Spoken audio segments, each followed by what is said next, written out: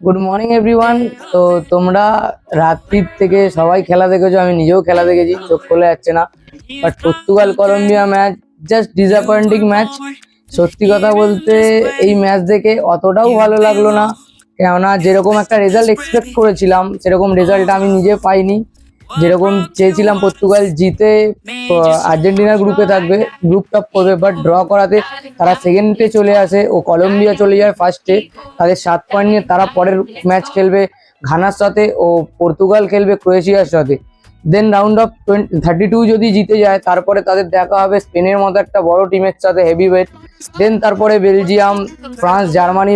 এক কথা বলতে গেলে গ্রুপের সব থেকে টাফ ম্যাচগুলো খেলে তাদেরকে ফাইনালে যেতে হবে।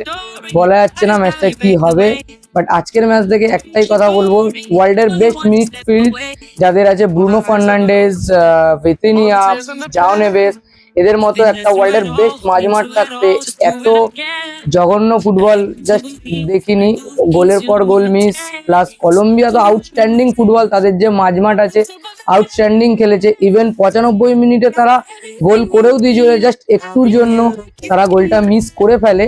বাট কলম্বিয়ার খেলা দেখে বলাই যায় যে যারা বলতো ইউরোপের টিমদের কাছে ল্যাতিন আমেরিকার টিমরা পারবে না, তো তাদের কাছে একটাই কথা, ল্যাতিন আমেরিকারও কিছু কিছু টিম আছে, আর্জেন্টিনা, ব্রাজিল, কলম্বিয়া, প্যারাগুয়ে, অনেক টিম আছে যারা ইউরোপের মাছ বেটার টিমগুলোকে বিট করতে পারে, আটকে দিতে পারে।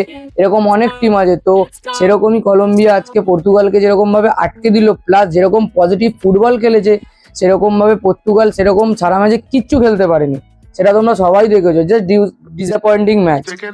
তো এই কারণে কলম্বিয়ার সাথে ঘানার খেলা তোমরা সবাই জানো, জুজু আছে ঘানাতে, যে হ্যারিকেনের মতো একটা প্লেয়ারকে আটকে দিয়েছিল, সারা ম্যাচে গোল করতে পারছিল না। ইভেন হ্যারিকেন নিজেও স্বীকার করেছিল যে হ্যারিকেন নিজে কিছু একটা শক্তি তাকে টানছিল বা কিছু সামথিং এলস।